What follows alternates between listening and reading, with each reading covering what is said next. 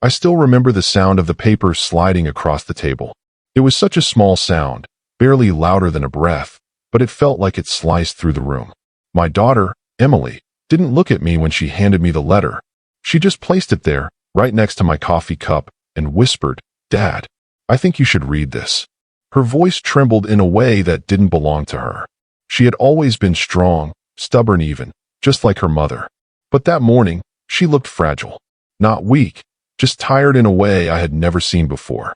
A kind of quiet sadness that comes from holding something inside for too long. The letter wasn't hers. It wasn't new. It wasn't written recently. It was from her mother, my wife, the woman who once trusted me more than anyone in this world.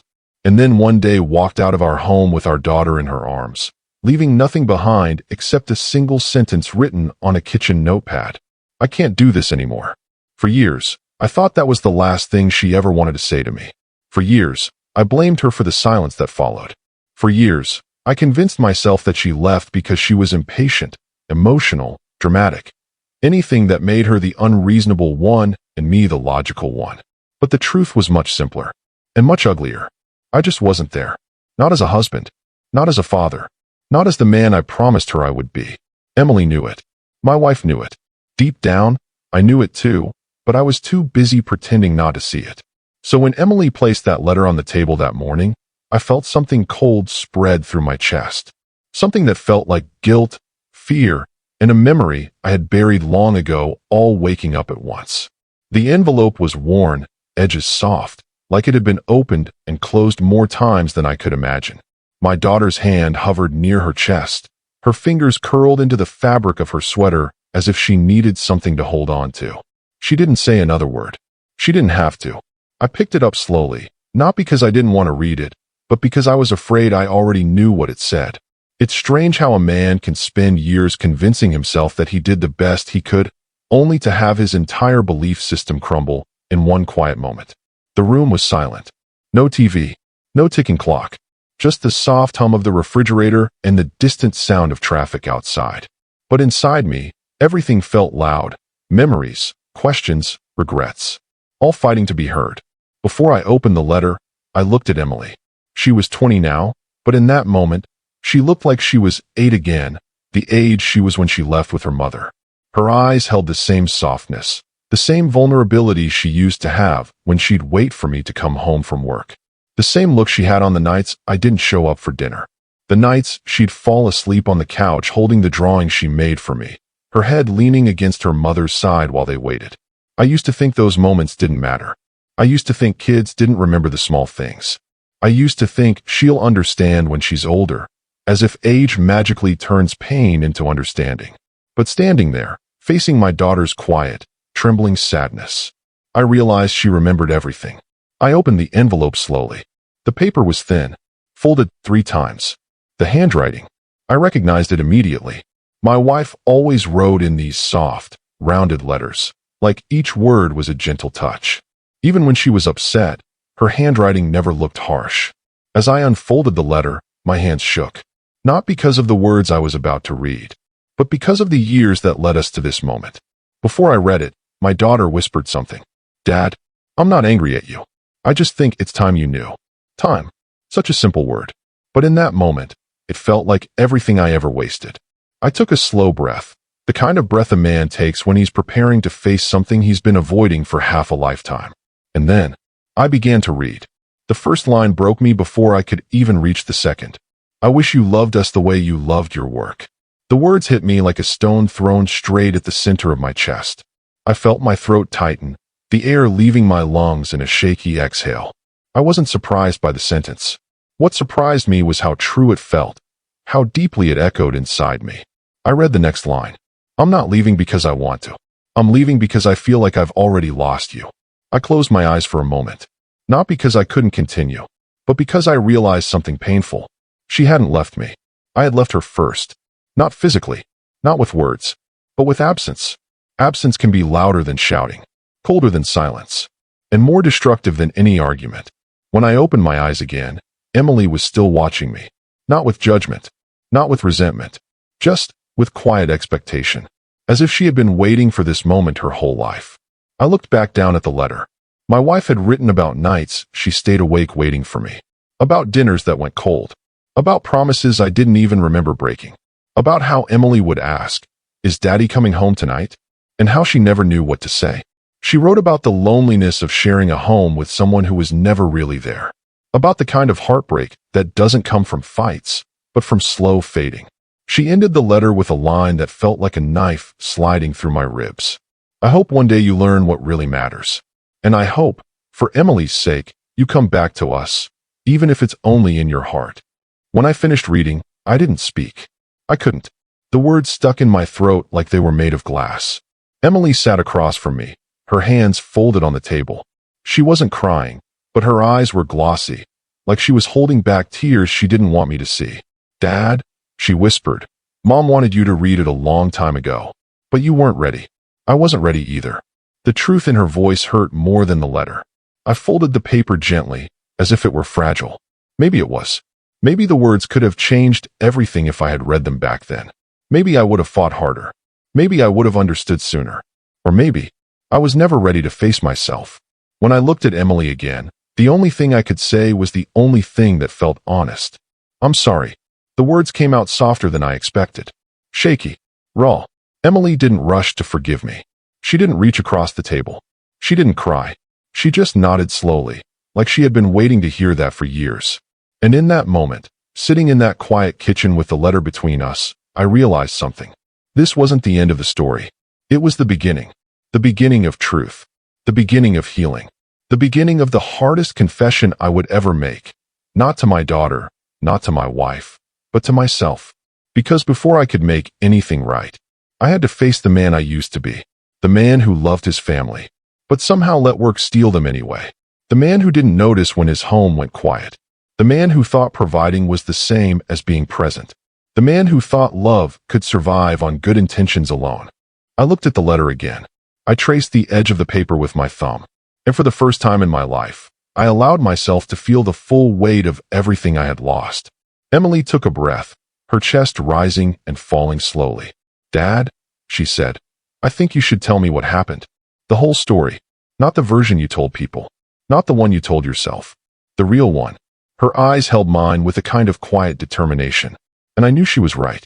If I wanted to rebuild even a small piece of what we lost, I had to start with the truth. So I leaned back in my chair. I closed my eyes for a moment, letting the memories surface. The ones I had kept buried under schedules and deadlines. The ones that hurt to remember. The ones that shaped everything that came after. And when I opened my eyes again, I finally began the story I had avoided for so many years. "Emily," I said softly, "it started long before the day your mother left. It started on a night when you were still very small, and I chose work over coming home. I didn't realize it then, but that night was the first small crack in everything." I paused.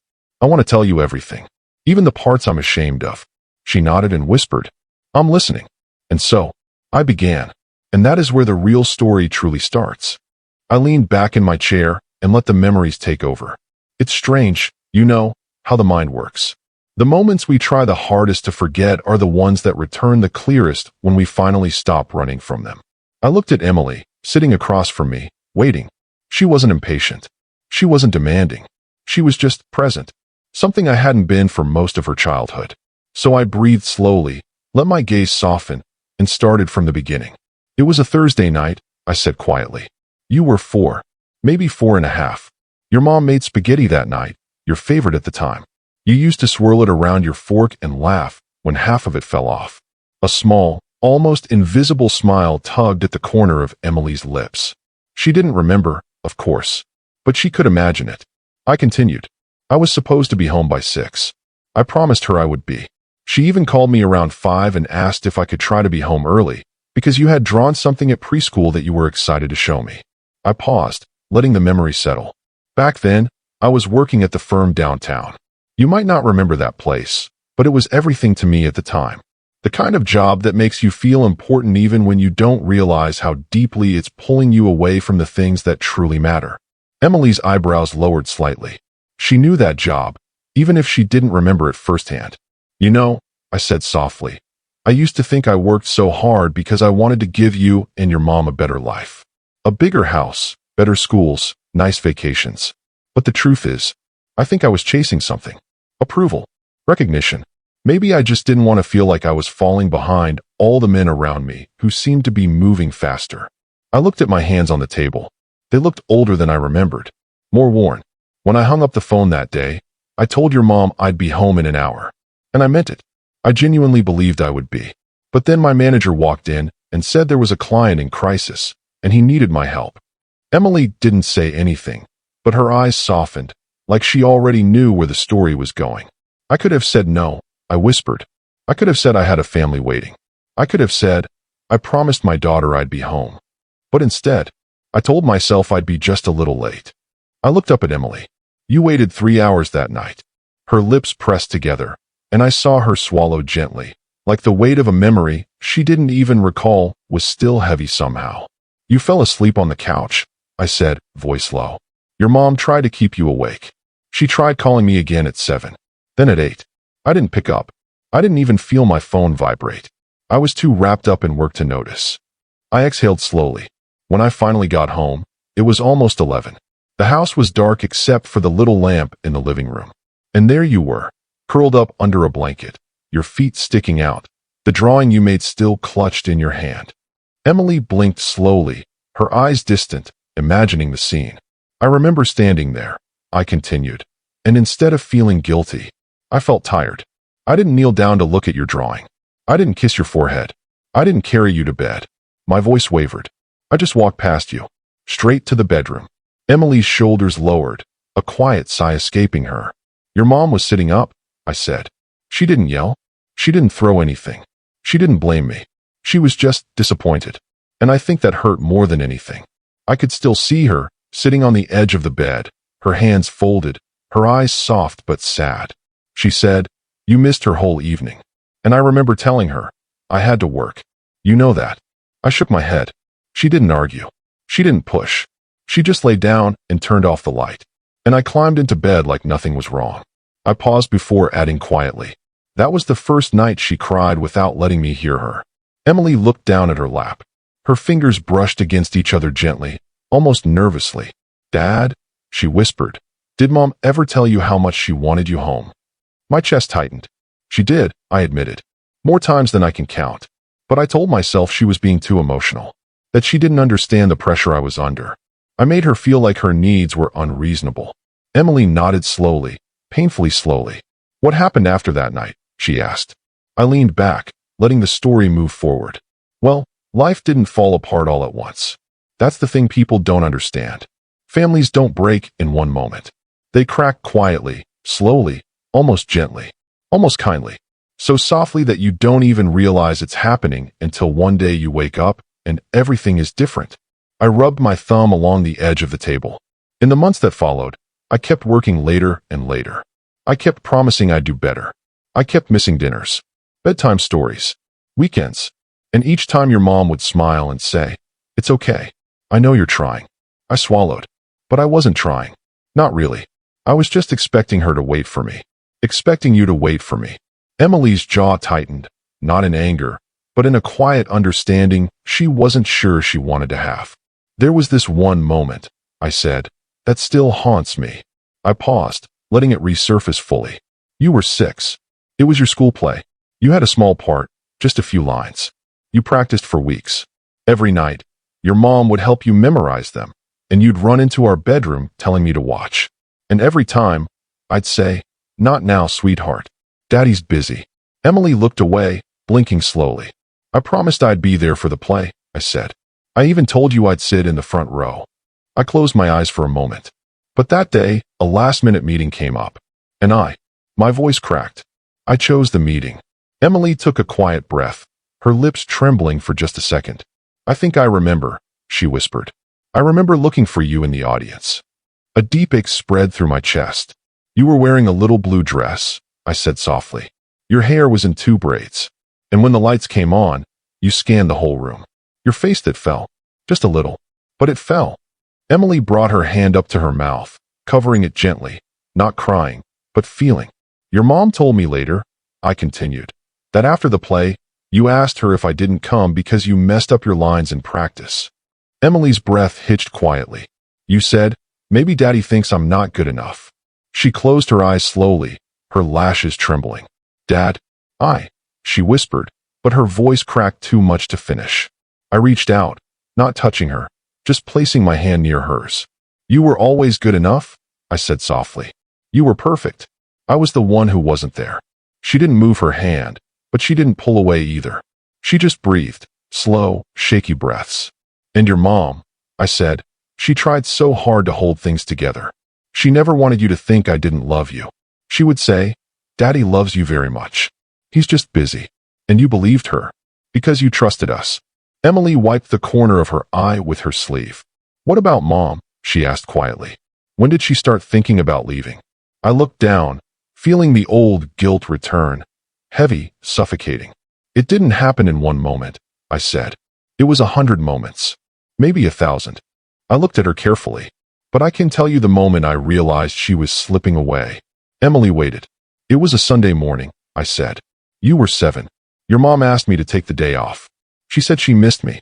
She said she just wanted us to be a family for one day. I remember, Emily whispered. We were supposed to go to the lake. Yes, I said. You were excited. You wore that little sun hat you loved. You packed your small backpack with snacks. You kept running to the window to check the weather. I paused, and then my phone rang. Emily's eyes closed as if she already knew what was coming. It was my boss, I said. He asked if I could come in for an hour. I told your mom I'd be right back. I laughed softly, but without humor. I didn't get home until after dark. Emily's eyes opened, full of quiet pain, but no anger. When I walked in, I said, you were asleep on the couch again. And your mom, she was sitting beside you, holding your hand. Her eyes were swollen. She looked at me and said, it wasn't the weather, you know. You're the one who ruined the day. Emily swallowed. What did you say? She asked. I told her she was overreacting. I said, shame heavy in my voice. I told her I was doing all this for us. I told her she needed to be more patient. Emily covered her mouth with her hand again, trying not to cry. That night, I said, was the first time I saw her look at me like she didn't know who I was anymore. The room was still. Even the refrigerator hummed softer. Emily took a slow breath, then whispered, Dad, do you think Mom left because she didn't love you anymore? I shook my head. No, I said quietly. She left because she loved us too much to watch our family fall apart slowly. She left because staying was hurting her. And hurting you. I looked at her gently. And because I didn't stop her. Emily wiped her eyes again, her hand shaky. What happened next? She asked. I took a slow breath. That, I said softly, is where the real cracks began. The ones I didn't see until it was too late. Emily didn't rush me. She sat quietly, letting me gather myself, letting the memories return at their own pace. It's strange how, when you finally start telling the truth, it feels like untying knots that have sat inside your chest for so long you forgot how heavy they were. Some knots loosen easily, some tighten before they finally give, and some hurt more the moment they start to unravel. I rubbed my palms together slowly and exhaled. After that Sunday at the lake, I said quietly, your mom stopped asking me to take days off. She stopped making plans I wasn't going to keep. She stopped looking surprised when I came home late. Emily watched me carefully. She never complained again? She asked. I shook my head. No. And that silence felt convenient at the time. I mistook her quiet for acceptance. But now I understand it wasn't acceptance at all. What was it? Emily asked. A kind of grief, I said. A slow, silent grief. The kind people hide because they're too tired to explain it anymore. Emily lowered her gaze. She knew that feeling. She had lived it too. I continued. She started doing more things without me. Not out of spite. Not to send a message. But because she had to keep living somehow. She took you to the park alone. She went to parent meetings alone. She handled school projects, doctor appointments, scraped knees, bedtime routines. All alone. My chest tightened. And every time she tried to include me, I would say something like, I'll try, or maybe, or I'll see how work goes. Emily nodded slowly. You used to say that a lot, she whispered. I know, I said quietly. And every time I said it, I believed it. I truly thought I could find balance. But intention without action means nothing. I looked toward the window, remembering one moment in particular. There was a night, I said, when you were 7, almost 8. I came home around 10. The house was quiet, lights dim. Your mom was sitting at the dining table with her head in her hands. When I walked in, she looked up and tried to smile. Emily leaned in slightly, listening. She said, "I saved you dinner." And she pointed to a plate covered with foil in the microwave. I told her I'd already eaten. I hadn't. I just said that because I was exhausted. I swallowed. She looked down, nodded, and said, "Okay. Just, okay." No anger. No guilt tripping. No disappointment. Just a small acceptance that shouldn't have existed between two people who promised each other everything. Emily's eyes softened. "Did she ever talk to you about how she felt?" she asked. "Sometimes," I said, but I brushed it off. Each time, I'd say, "It's just a tough season," or, "Once I get promoted, things will get easier," or, "Just hang in there." I paused. But it wasn't a season. It was my lifestyle. And by the time I realized that, she had already learned to live without me. Emily whispered, "Dad, I don't think she wanted to live without you." My voice lowered. "I know. That's the part that hurts the most." I let the silence settle before continuing. One night, I came home early. It was rare. I remember feeling proud of myself, like I had done something meaningful simply by arriving home at a normal hour. Emily raised her eyebrows gently. "How early?" she asked. "7, I said, which shouldn't have been early. But for us, it was. Emily nodded, understanding more than I expected. "I remember walking into the living room," I said, "and the two of you were dancing." Emily blinked. "Dancing?" "Yes," I said softly. "Your mom had music playing, some old acoustic song she loved. You were standing on her feet, holding her hands, laughing, and she was spinning slowly in circles with you. The house felt warm, alive, happy." Emily smiled faintly, as if some tiny echo of that night lived somewhere in her memory. "You both looked up when I walked in," I said. "You smiled. So big. You said, 'Daddy, come dance with us.'" And your mom's smile faded just a little. Not enough for you to notice, but enough for me to see. Emily looked down. "What did you do?" she asked. I said I was tired, I admitted. And I went straight to the bedroom. Emily exhaled softly through her nose. Not angry, more disappointed for her younger self. "That night," I continued, "I heard your mom crying from the hallway. Not loud, just small, choked, tired sobs. The kind a person makes when they're breaking quietly. I stood there, hand on the doorframe, and I didn't go in.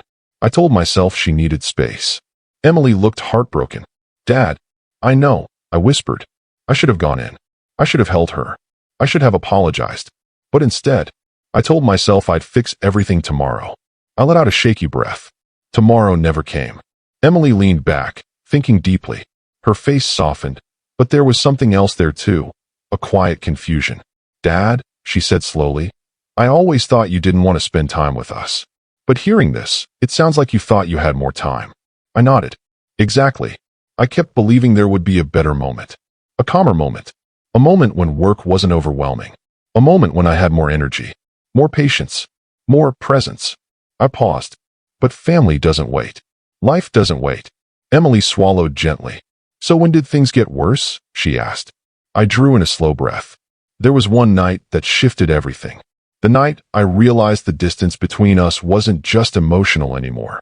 It was becoming permanent. Emily watched me carefully. "You were in second grade," I said. "It was a Wednesday. You had a school event, a little presentation on community helpers. Each kid dressed up as someone they admired. And you." I smiled softly, almost painfully. "You dressed up as me." Emily's eyes opened wider, surprise flickering in them. "As you," she whispered. I don't remember that." "You wore a tiny collared shirt," I said, voice trembling. "A little tie your mom cut and stitched for you. You even held a clipboard because you thought that's what I always carried." Emily covered her mouth with her hand. "You told your teacher," I continued, "that your hero was your dad because he works hard and helps people." Emily's eyes filled, shining. "I didn't come," I whispered. She shut her eyes quickly, like she was trying to keep tears from spilling. "Your mom recorded the whole thing," I said. "She showed me the video when I got home. You were smiling so big, and you kept looking toward the door, waiting for me to walk in." Emily's tears slipped down her cheeks silently. "I wasn't there," I said. "And that night, your mom didn't cry. Not even once. She didn't argue. She didn't say a word. She just handed me the video and went to bed." Emily wiped her face slowly. "That silence," I breathed, "was the beginning of the end." Emily lowered her hand, voice trembling slightly. Did you ever try to fix it after that? I nodded, but it wasn't a proud nod. I tried in the wrong ways. I bought things. Gifts. Toys. I took on fewer overtime shifts for a week, but only because I was burnt out, not because I chose family. I told your mom I'd do better, but I didn't change anything meaningful. Emily exhaled quietly. And Mom? She asked. She became someone I didn't recognize, I said. Not in a bad way. Just different. Tired. Guarded. She stopped leaning on me. She stopped sharing things with me. She stopped talking about her day. I paused. And she stopped assuming I would show up for anything. She started saying, "It's okay, we'll manage." And she always did. Emily's voice dropped. That's what she used to tell me too. I nodded slowly, heart sinking. I know. Then I shifted. There was one night. The night everything truly changed that I never told you about. Emily leaned forward slightly, alert. What happened? I took a slow, steady breath. I came home at 9. Late, but not unusually late. When I walked inside, I noticed something strange. I paused, giving the memory space. The house looked packed. Boxes stacked in the hallway. Clothes folded. Books sorted. Toys collected. Emily's lips parted. She was leaving? She whispered. I shook my head. No, I said. She wasn't leaving yet. She was preparing. Quietly. Softly. Like someone who knew the end was coming but didn't want to make a scene. I felt my chest tighten again. I walked into the living room and saw her sitting on the floor, folding your small sweaters. She didn't look surprised to see me. She didn't even look up. Emily's breath wavered. What did you say to her? What any foolish, blind man says. I answered. What are you doing? And she said. I continued softly. Packing things we don't need. Trying to make room. Trying to simplify. It wasn't a lie. But it wasn't the truth either. And then, I said, I asked her if she was okay. Emily looked at me, almost holding her breath. She said something I will never, ever forget. I paused, feeling the weight of it settle between us. She said, I don't think we want the same life anymore. The room went painfully still. Emily brought her hand to her lips, eyes wide and aching. What did you say to her? She whispered. I said, don't be dramatic. Emily closed her eyes, tears slipping down again. I told her she was tired. I continued. I told her she was overwhelmed. I told her we just needed a vacation. Emily laughed softly through her tears, a sad, hollow sound. Dad, I know, I said. I didn't hear her. Not really. She was telling me she was slipping away, and I treated it like a mood swing. I let out a shaky breath. She stopped packing after that night. For a while, she tried again to hold things together. But something had shifted that couldn't be undone. Emily nodded slowly, wiping her eyes. So that's when the cracks fully opened? She asked. No, I said quietly. That's when the cracks stopped being cracks and became distance. Emily swallowed. And then, I met her eyes gently. And then, I said softly, came the night she finally left. The night she left is etched into my memory like a photograph I can't unsee. It wasn't dramatic. There were no screams, no shouting, no slammed doors. Just quiet. Too quiet. I had stayed late at work that day. Another meeting ran over. Another project demanded attention. Another promise to myself that I would catch up tomorrow. When I finally arrived, the house was darker than usual. Only the soft light of the kitchen lamp spilled into the hallway. I noticed the little things immediately. The toothbrush and the cup on the sink not in its usual place. The coat rack empty. The faint scent of lavender and something else. Anticipation, maybe, or exhaustion. Your mom had prepared for this moment quietly. She had packed bags in the spare room, neatly folded, stacked by size, by season, like she had known I wouldn't notice the slow shift until the bags were ready to carry her away. And there you were, Emily. You were asleep on the living room couch, curled under your favorite blanket. Your small hands rested on the edge, clutching your stuffed rabbit. I remember standing there and hesitating. Part of me wanted to scoop you up, hold you, beg her to stay. Another part didn't know how to ask for something I had ignored for years. I cleared my throat. Mom. My voice sounded strange, hollow. She looked at me and smiled. Not warmly, not invitingly, just softly, carefully. That smile that had comforted me 1,000 times before now felt like a goodbye I had missed learning. I didn't want you to see this yet, she said gently, but I suppose it's time.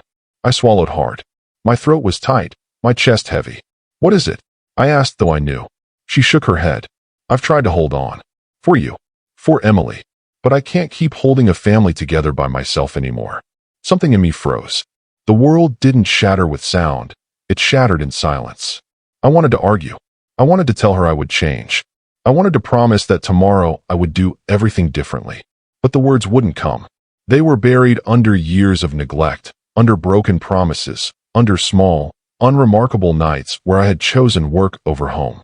She took a small step closer. "I've planned this for weeks," she said softly.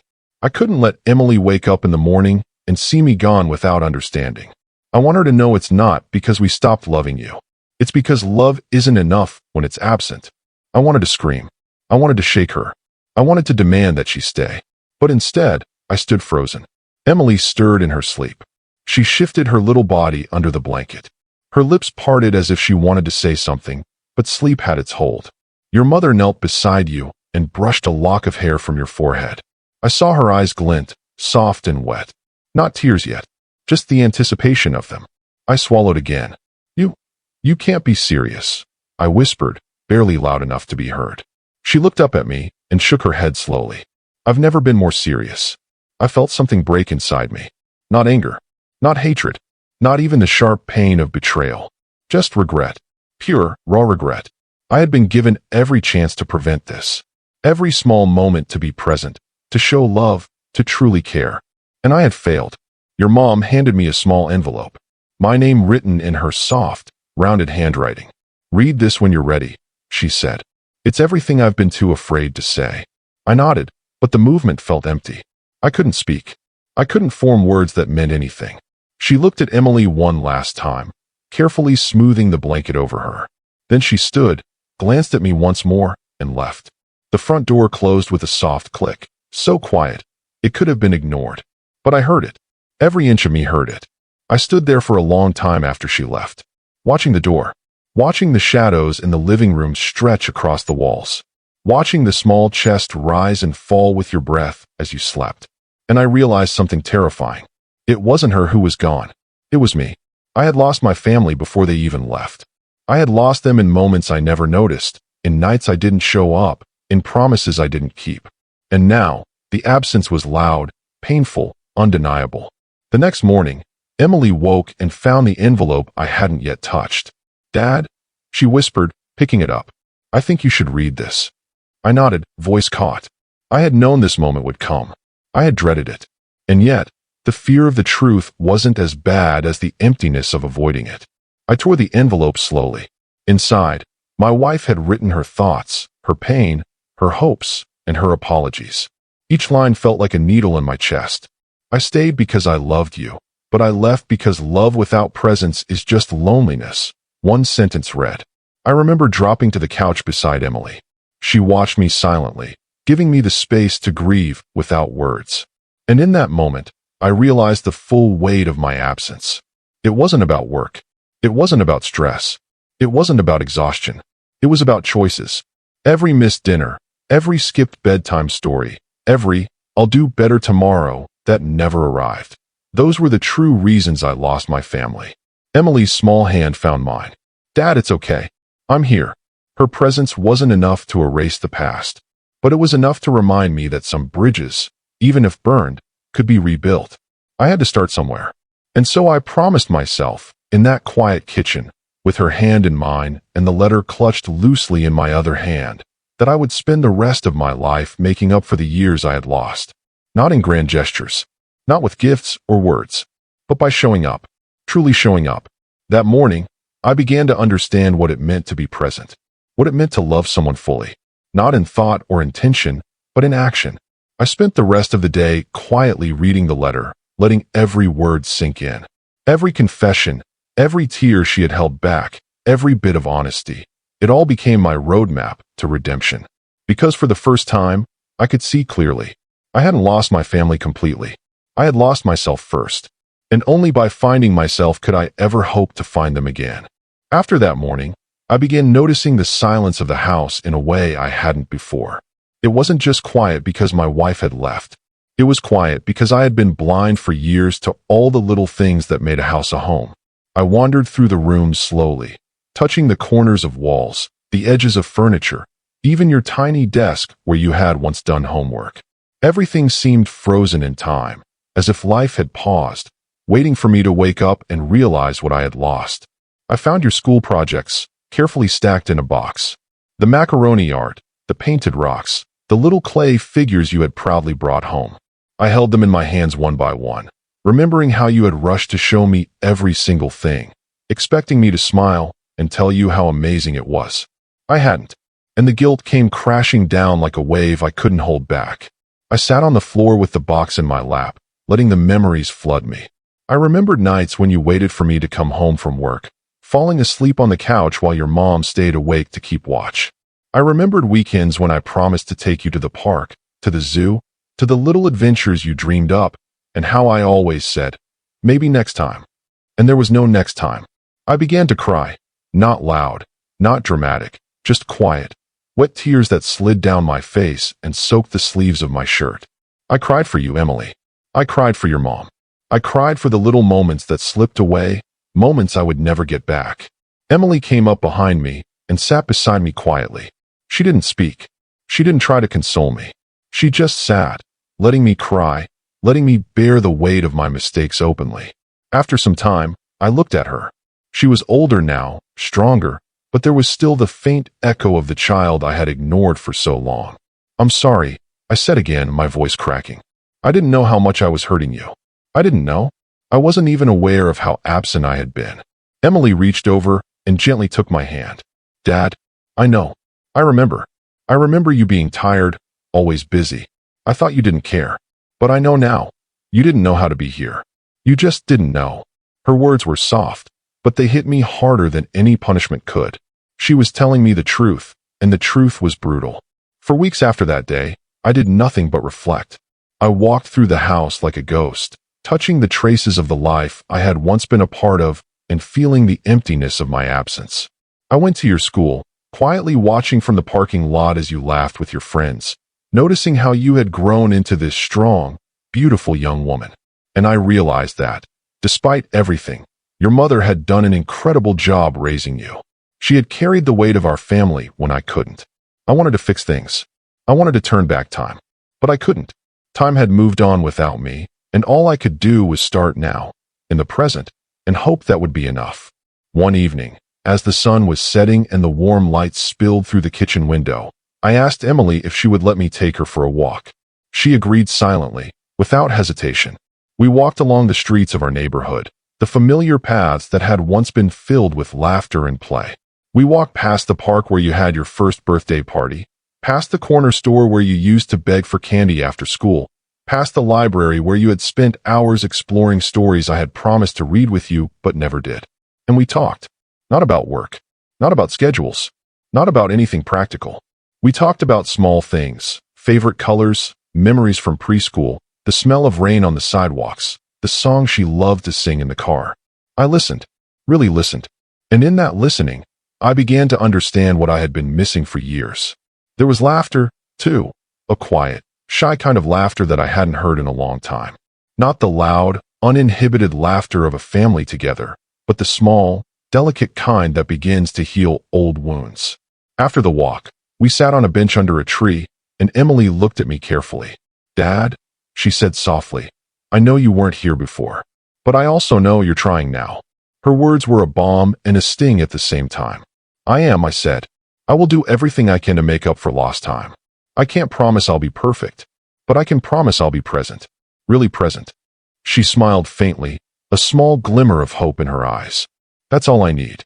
Just be here with me now. And so I stayed. Nights were spent helping with homework, even though I didn't understand half of it. Weekends were for walks, baking together, or simply sitting and talking about nothing in particular.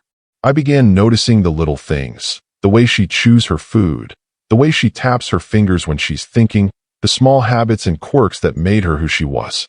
And with every passing day, the distance between us began to shrink. Not completely, not immediately, but in tiny increments. I also started writing back to my wife. Not long letters, not emotional essays, just notes. Notes of appreciation, of memory, of apology. I didn't know if she would read them. I didn't know if she would respond. But I had to try. I had to let her know that I had finally seen everything I had missed. One afternoon, a reply came. It was short, Simple. But it was enough. I see you trying. Keep going. For Emily, for yourself.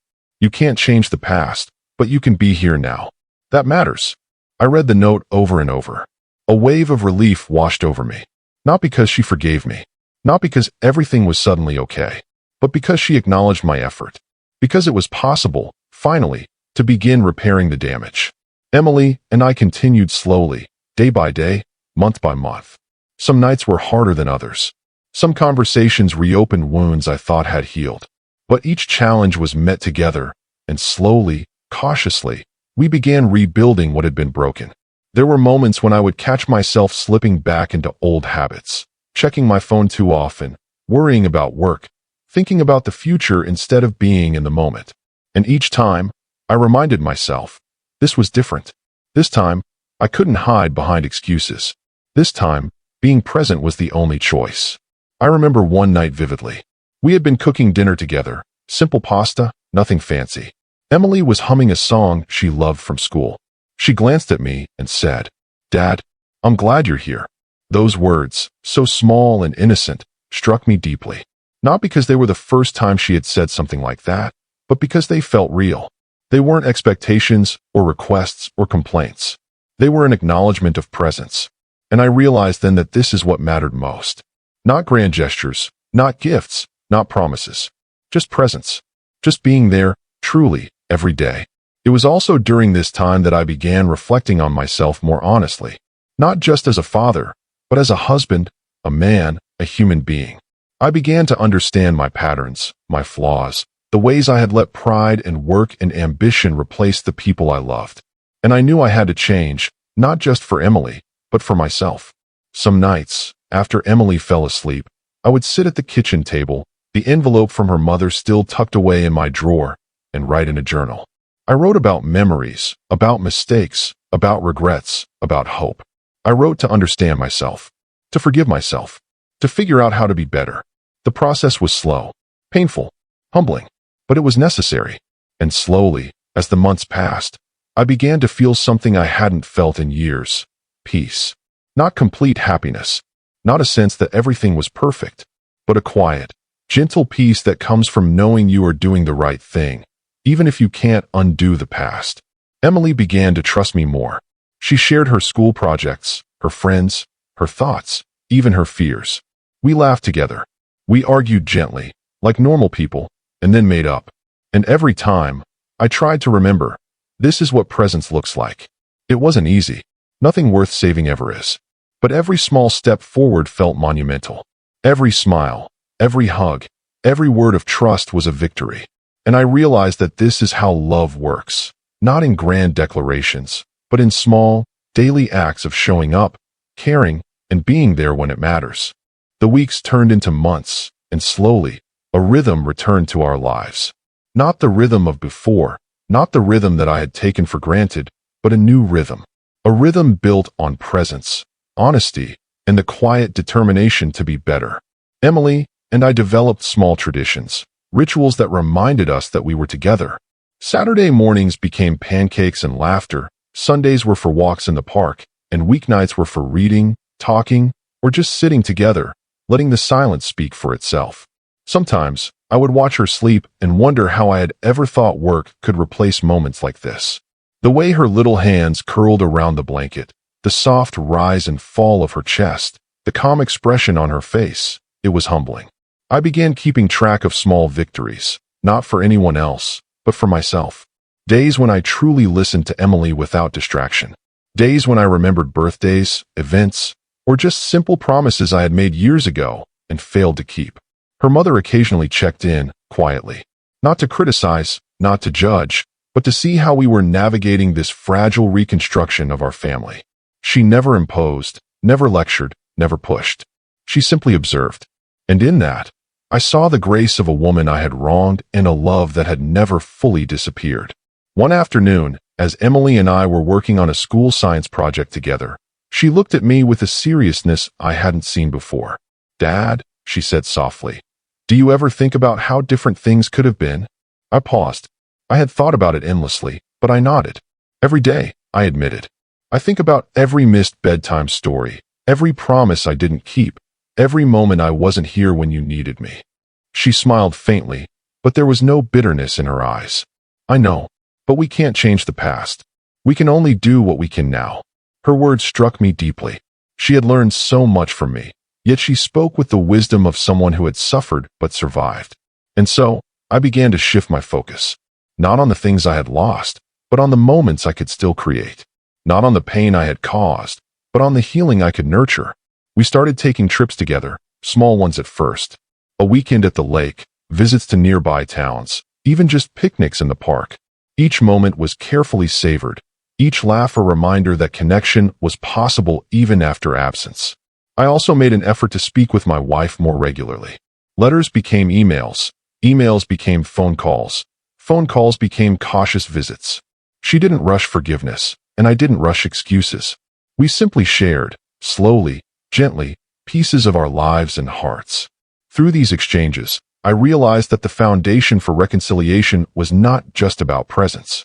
It was about understanding, humility, and acknowledging the mistakes that had been made. I could not undo the years of absence, but I could recognize them, learn from them, and commit to doing better. One evening, Emily asked if I could tell her stories about her mother and me from before she was born. I hesitated at first, afraid of making the past seem romanticized or simpler than it had been. But she insisted, so I began to share small stories. The day we moved into our first apartment, the night I proposed, the silly arguments we had about wallpaper color, the laughter, the mistakes, the love that had existed even in its flawed form. As I spoke, I saw her eyes light up with wonder, curiosity, and a sense of connection I hadn't realized was missing. She was no longer just my daughter. She was a witness to our shared history, a bridge between the past and the present. The turning point, however, came when she handed me a small notebook she had been keeping secretly. "I've been writing things down," she said quietly. "Things I want you to know, things I felt when you weren't here." I opened the notebook carefully. Inside were letters, little sketches, and short passages about moments I had missed, birthdays, school events, even small incidents like a scraped knee or a lost toy. Her words were honest, sometimes sharp, but always tender. They didn't accuse. They simply reminded me of what had been lost, and in that reminder, I felt both the weight of my failures and the possibility of redemption. We spent hours reading together. She explained her feelings, and I apologized again, not with excuses, but with sincerity. "I'm sorry for all the times I wasn't here," I said. "For every story I didn't read, every game I didn't play, every time I said I'd do better tomorrow and never did. I can't take those moments back, but I can be here for you now. Every day, as much as I can." Emily hugged me tightly. "That's all I want," she whispered. "Just you here, really here." It was in that embrace I realized the depth of our healing.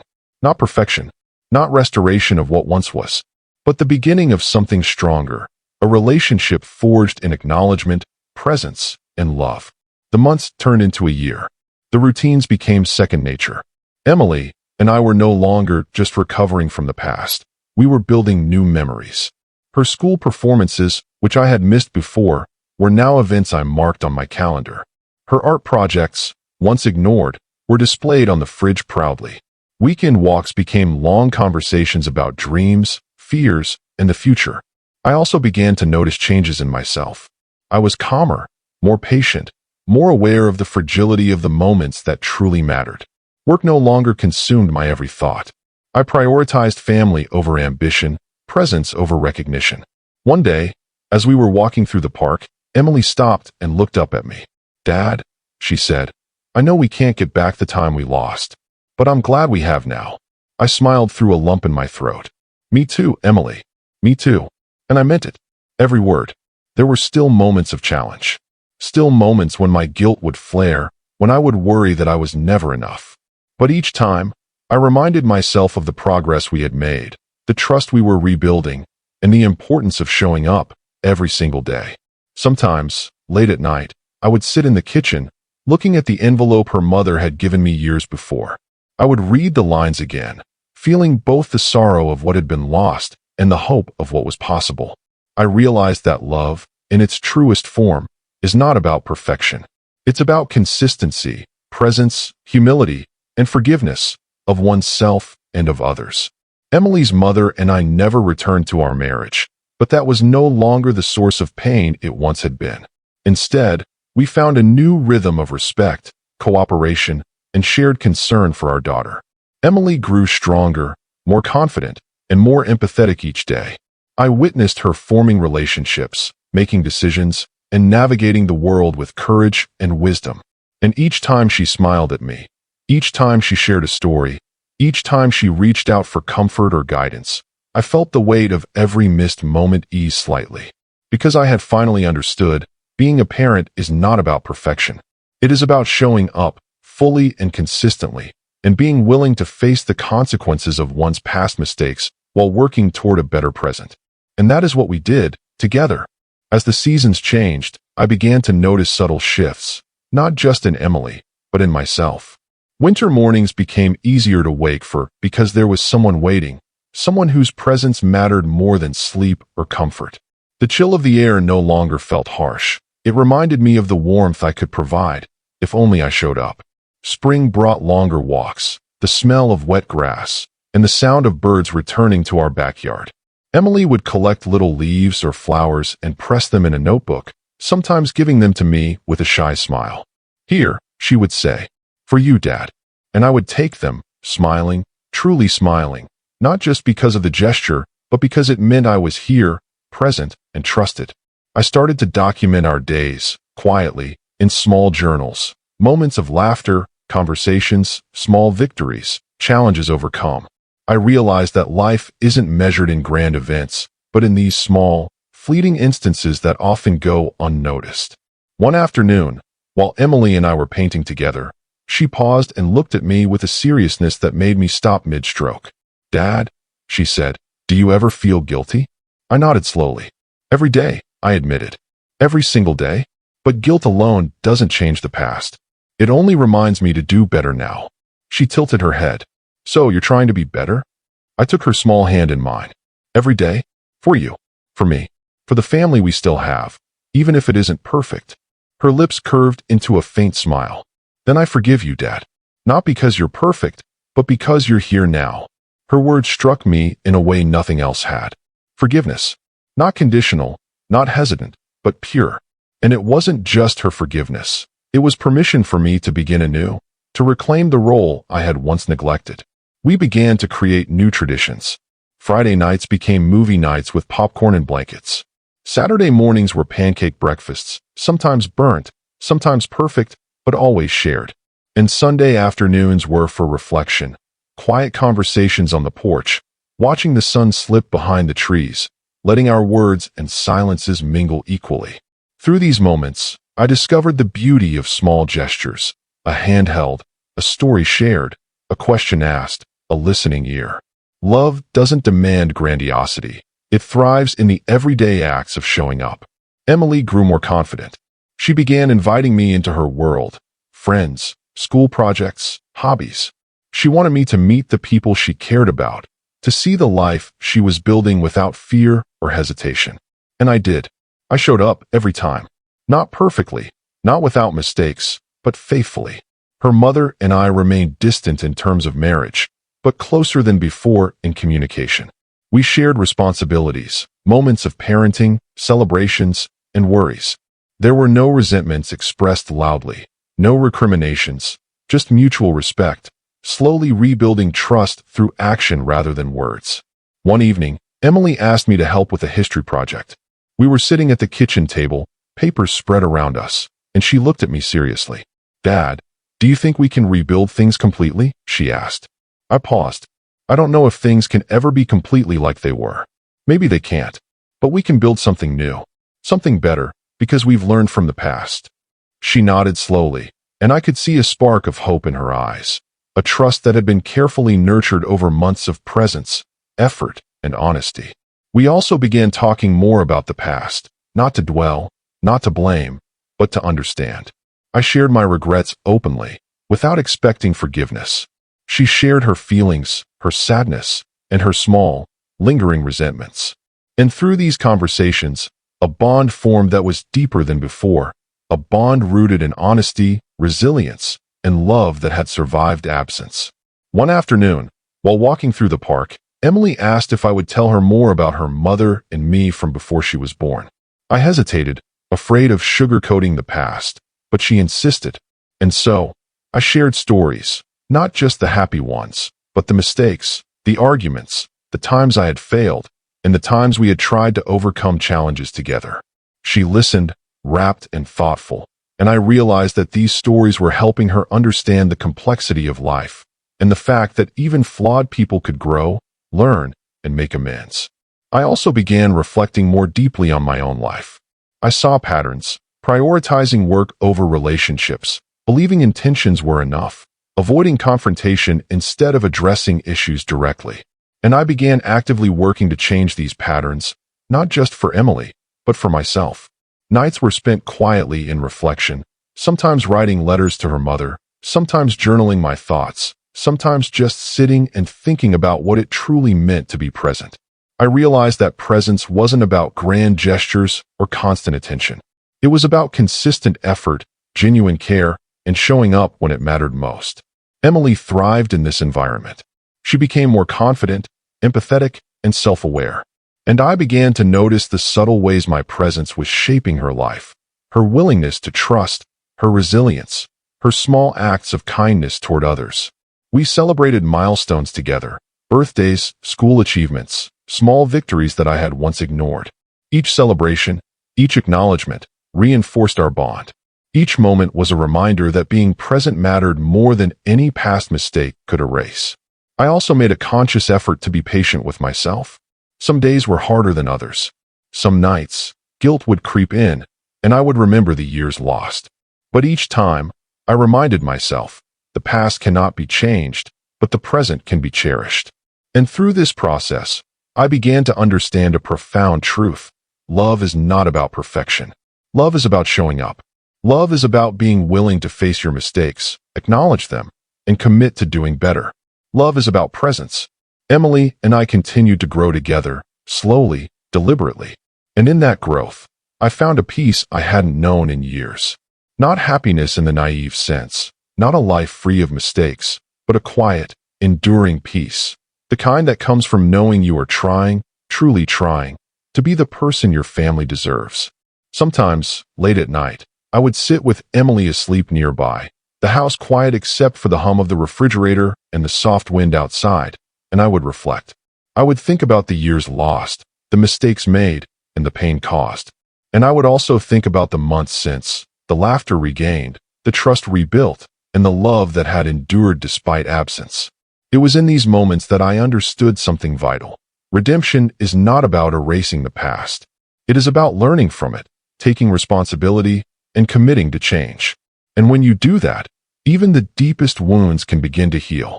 Emily stirred in her sleep and murmured something softly. I leaned over and kissed her forehead, feeling a warmth in my chest I hadn't known in years. "I'm here, Emily," I whispered. "Always."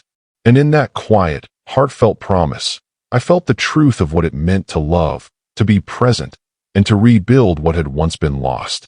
We were not perfect. We were not complete. But we were together, and that was enough. For months, life felt fragile but steady. Emily and I had found a rhythm, a way to exist together that hadn't existed before. But even in the quietest, most hopeful moments, I could feel a tension underneath, a reminder that the past had left its mark, that trust could take years to build and moments to break. It started small, little misunderstandings, words left unsaid, minor frustrations that neither of us voiced, because we were both afraid of upsetting the fragile peace. One evening, I came home later than usual. Not unusual for the old me, but unusual now that I had committed to being present. I thought I had prepared for her disappointment. I thought I had braced myself. I walked into the living room and saw her sitting on the floor, head bent over a stack of papers. Her brow was furrowed, her small hands moving quickly as if trying to finish something before I arrived. "Hey, Em," I said softly, kneeling beside her. She didn't look up. "Hi, Dad," she said, voice tight. I sensed something was wrong immediately. The tightness in her shoulders, the rapid movements of her hands, the way she avoided my eyes. All signs I remembered from when she was a child feeling unseen. "What's going on?" I asked carefully. She hesitated, then spoke. "It's nothing. Just school stuff." I nodded slowly, trying not to push, but the instinct to fix, to comfort, to make everything better was strong. Want me to help? I asked. She shook her head. No, I've got it. I stayed quietly, watching her work.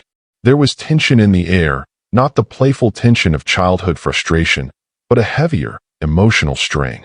I realized then that no matter how far we had come, the cracks left by years of absence hadn't completely healed. The next few weeks were like that, small moments of friction, subtle misunderstandings, silence that stretched longer than it should have. Emily was growing older, and her world was expanding in ways I couldn't always see or control. One afternoon, she came home upset. Her backpack was heavy, but not with books, emotional weight. She slammed the door quietly, but enough for me to hear. I called gently. She burst into tears before I could say another word. I messed up, she cried. I got in trouble at school. I didn't mean to. I don't know how to handle it. I pulled her into a hug, feeling the small body trembling against me. It's okay, I whispered. We'll figure it out. We'll fix it together. She pulled back slightly, looking at me with eyes wet and anxious. You don't get it, Dad. You weren't there when all of this started. You don't know how it feels. And in that moment, I realized that despite all my efforts, the past was still alive in her words, still shaping her reactions. My presence now didn't erase the years I had missed. It didn't erase her feelings of abandonment, of frustration, of pain. I do get it, I said softly, though my voice wavered. I can't change what happened before, but I can be here now. I'm not going anywhere this time. I promise you that. She shook her head. You don't understand. You can't. You missed so much. And now, I don't know if you can make it right. Her words cut deeper than any anger or criticism ever could. She wasn't blaming me for mistakes I had made months ago. She was expressing the reality that some things take longer to heal, that trust isn't linear, and that love can be complicated even when it exists. We sat in silence for a while, the weight of her words pressing into me. I didn't try to argue or explain. I just held her hand, letting her know I was there. Sometimes, presence is enough, even when words fail. That night, I reflected on the fragility of reconciliation. I had imagined that showing up consistently, being present, and acknowledging past mistakes would be enough to heal the wounds of absence. But I was learning that healing isn't neat or predictable. It's messy. It's slow. It's filled with moments of doubt and fear. Over the next few days, I tried to approach our time together with even more patience and care. I asked her how school was, how her friends were, how she was feeling emotionally. I tried to listen without judgment, without interruption, without trying to fix everything. Sometimes that worked. Sometimes it didn't. One evening, I came home to find her sitting on the porch steps, tears staining her cheeks. Dad, she said quietly, why did you leave? Why weren't you there when I needed you? I felt my chest tighten. I had rehearsed answers in my head 1,000 times, but none of them felt sufficient. I didn't leave because I didn't love you, I said slowly. I left because I didn't know how to be here. I thought I could handle everything. Work, life, family, but I was wrong. I wasn't ready. And I hurt you. I know that now. She looked at me, her eyes full of confusion and pain. I don't know if I can forgive you, she whispered. And I understood. I couldn't demand forgiveness. I could only continue to show up, to be consistent, and to earn her trust day by day. That night, I sat alone in the living room after she went to bed. The weight of her words pressed on me. I thought about all the times I had failed, all the moments I hadn't been there, all the small hurts that had accumulated into a larger wound. I realized that the rising conflict wasn't just external, it was internal. The conflict wasn't just about Emily's feelings, it was about mine. About guilt, shame, and the deep fear that I had lost my chance to truly connect with my daughter. Over the next weeks, subtle tensions continued. I noticed her pulling away slightly, a cautious distance I hadn't seen before. Small arguments arose, misunderstandings, differences in opinion, frustrations over homework or chores. Each instance wasn't dramatic, but each chipped away at the fragile sense of stability we had been building. One day, I received a phone call from her mother. We need to talk about Emily, she said. Her voice was calm, but there was an edge I hadn't heard before. I listened carefully. She explained concerns about Emily's emotional state, her stress at school, and the subtle shifts she had noticed in her behavior. I nodded, taking notes in my mind. understanding that this was not criticism. It was an opportunity to address the rising tension before it became something worse. We agreed on a plan: more open communication, scheduled check-ins, and creating space for Emily to express herself freely. That evening, I sat down with Emily. I said gently, I know things have been hard. And I know sometimes I make mistakes, even now. But I want you to know, I'm listening. I want to understand, not just fix. Can we talk? She looked at me hesitantly. Then slowly, carefully, she began to share. I feel like, sometimes you still don't get it, she admitted. Like the past is too big to forget, and you try so hard now, but it doesn't erase what happened before. And I get frustrated because I want it to be enough, but it isn't always. I nodded, my throat tight. I know, I said, and I don't expect it to be enough right away. But I'm here. I'll keep being here. And I'll keep learning how to understand you better every day. We talked long into the night, her voice wavering, mine quiet but steady. For the first time in months, we acknowledged the rising conflict, not as blame, not as accusation, but as reality. And in that conversation, I realized something important. The conflict wasn't a failure. It was a necessary step, a reminder that healing isn't linear, a reminder that love requires patience, humility, and continuous effort. The tension didn't ease overnight. Even though we had talked openly, Emily still carried the weight of years I had missed, and I could feel it in the subtle way she reacted. Hesitations, guarded expressions, quiet withdrawals. One evening, she came home from school unusually quiet. She dropped her backpack by the door and went straight to her room without a word. I followed her cautiously. Emily, is everything okay? I asked softly. She didn't answer. She just sat on her bed, hugging her knees, her eyes distant. I took a seat beside her. Talk to me, I urged gently. After a long pause, she whispered, you don't know what it's like to grow up feeling like someone could leave at any moment. You don't know how it feels to wake up and wonder if the people you love will still be there tomorrow. Her voice cracked, and tears began to roll down her cheeks. I felt the familiar pang of guilt, sharper than ever. I had known this was coming. I had expected moments like this. But nothing could prepare me for the raw intensity of her pain. I know, I said softly. I know now. I wasn't there, and I can't change that. But I'm here now. I will never leave like that again. She shook her head. You say that, but I don't know if I can believe it. What if it happens again? What if one day you just leave? Her words were honest and terrifying in their clarity. I wanted to promise the impossible, to erase her fear completely, but I couldn't. What I could do was show her, every day, through my actions. I can't erase the past, Em, but I can be here every single day. You'll know I'm here because I'll show it. Not just in words, but in everything I do. She didn't respond immediately. She hugged her knees tighter, lost in thought. I stayed quietly beside her, letting her process. Days later, the rising conflict manifested again, this time at school. Emily had a disagreement with a friend, and when I tried to mediate, she snapped at me. Dad, you don't understand, she shouted. You weren't there for me before, and now you think you can fix everything by showing up a little? It's not enough. I froze. Her voice wasn't cruel. It was honest, frustrated, painful. And I realized then that rebuilding trust wasn't a straight path. It was filled with setbacks, moments of doubt, and emotional friction. I know, I said quietly, my voice calm despite the ache in my chest. I know it's not enough yet. I just want to be part of your life. I want to understand. I want to help. Her expression softened slightly, but the tension lingered. I want that too, she admitted, but it's hard. Sometimes I feel like the past is too big to ignore, and I don't know how to move past it. We sat in silence for a long time. I didn't try to force reassurance. I just held her hand, showing through presence rather than words that I wasn't going anywhere.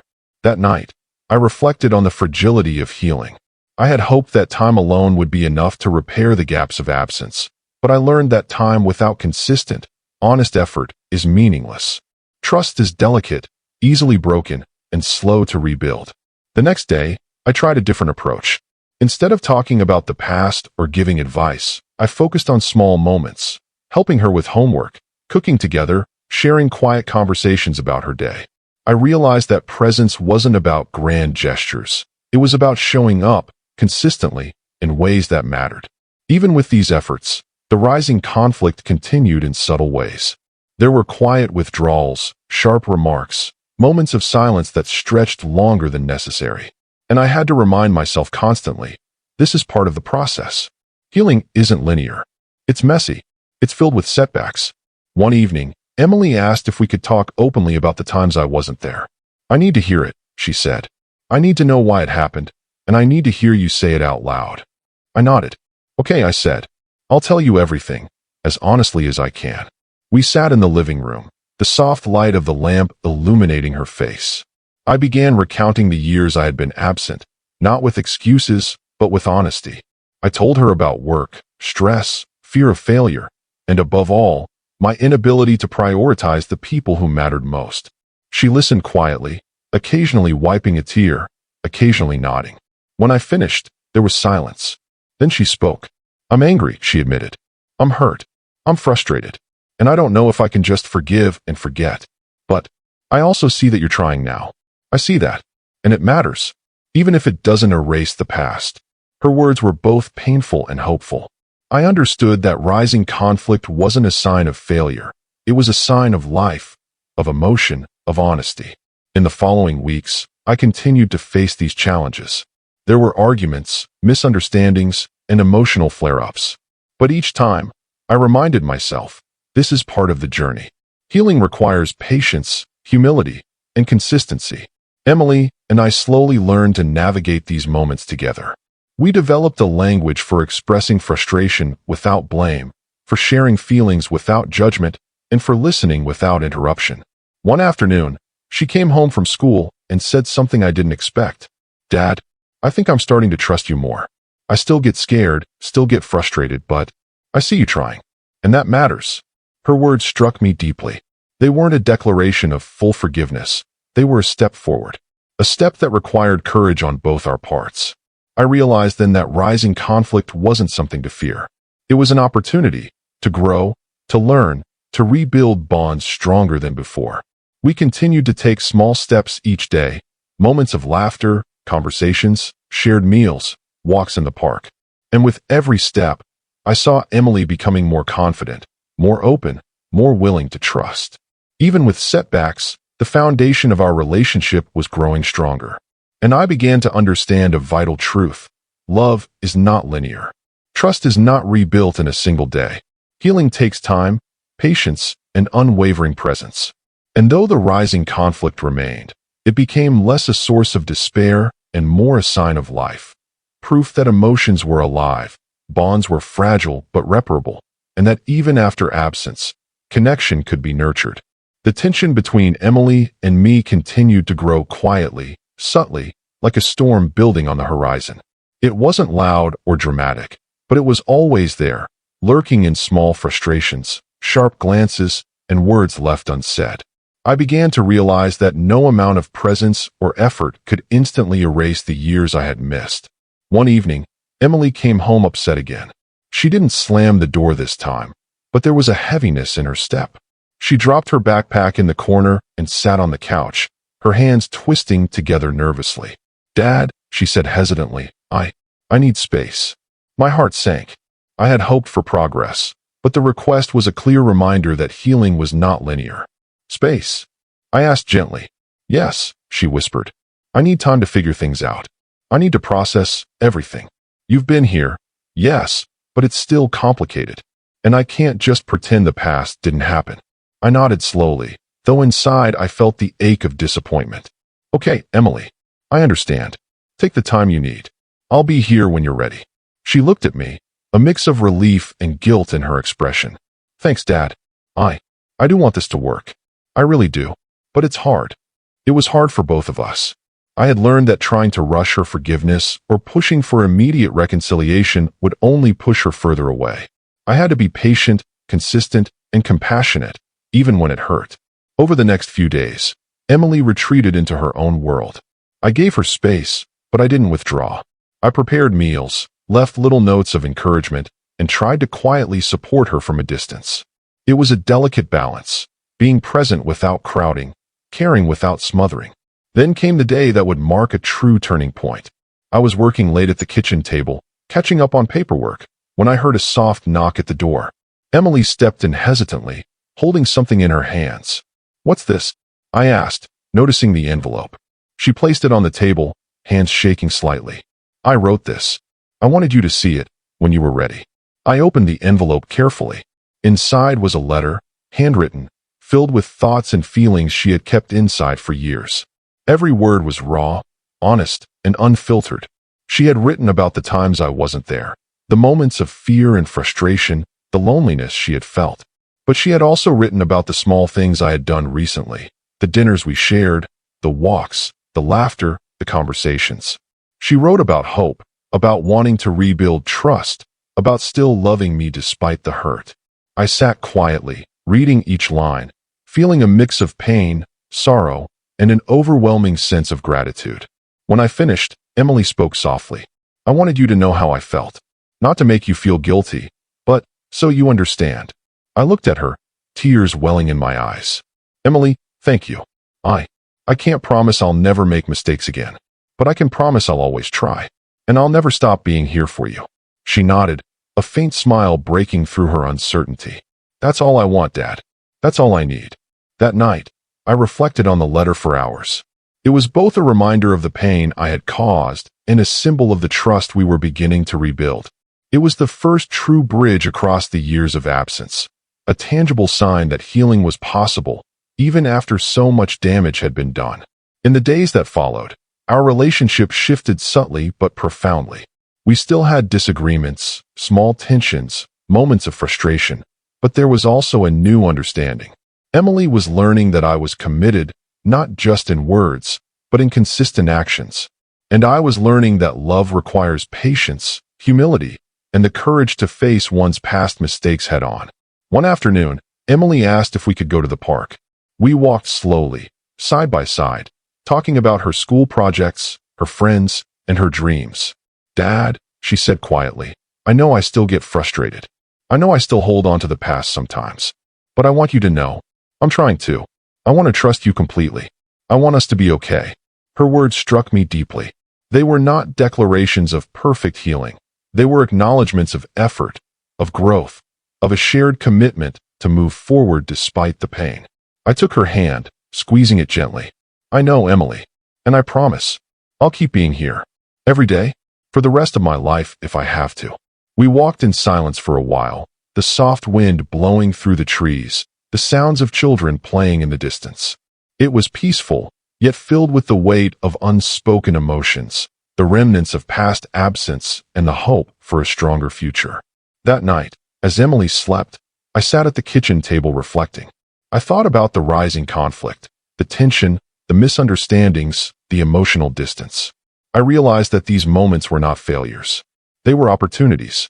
Opportunities to learn, to listen, to grow, and to rebuild trust. I understood that healing is rarely linear. It is messy, filled with setbacks, and requires persistence. But it is also possible. And when approached with honesty, patience, and love, even the deepest wounds can begin to mend. The letter Emily had given me became a symbol of our journey, a tangible reminder that presence, effort, and emotional honesty can bridge even the longest absences.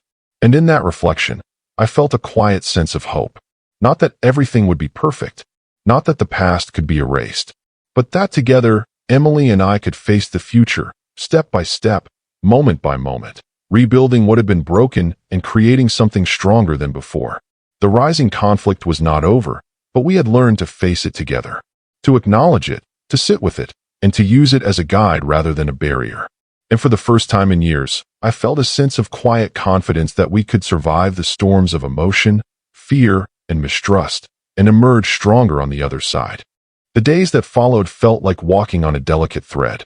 Each interaction with Emily carried weight, sometimes light, sometimes heavy, and I became hyper-aware of my words, my tone, my presence. I realized that even a simple misstep could reopen old wounds, that trust had to be nurtured with care, patience, and humility. One afternoon, while helping her with a school project, I noticed a change. Her focus was sharp, but her posture stiff, her hands fidgeting nervously. "Em, are you okay?" I asked gently. She hesitated, then admitted, I feel scared sometimes. That things might go back to the way they were. That you might leave again. Even though I know you're here now, part of me still worries. Her honesty struck me profoundly. It reminded me that the scars of absence run deep, that even when trust begins to rebuild, fear can linger in quiet, invisible ways. I understand, I said softly. I know it's hard to forget the past, but I'm not going anywhere, Emily. I'll show you every day that I'm here, and I'll never stop trying. Her lips trembled into a small, uncertain smile. Okay, I'll try to trust, to believe. We continued working quietly, side by side. No grand gestures, no dramatic promises, just presence, attention, and shared effort. But that night, I received a phone call that shook me more than anything in recent months. It was her school counselor. Mr. Thompson, she said, her tone calm but urgent. I wanted to discuss Emily. She's been struggling more than usual lately. There are signs of emotional distress that I think require attention. Have you noticed anything unusual at home? I paused, my chest tightening. I thought we were making progress, I admitted.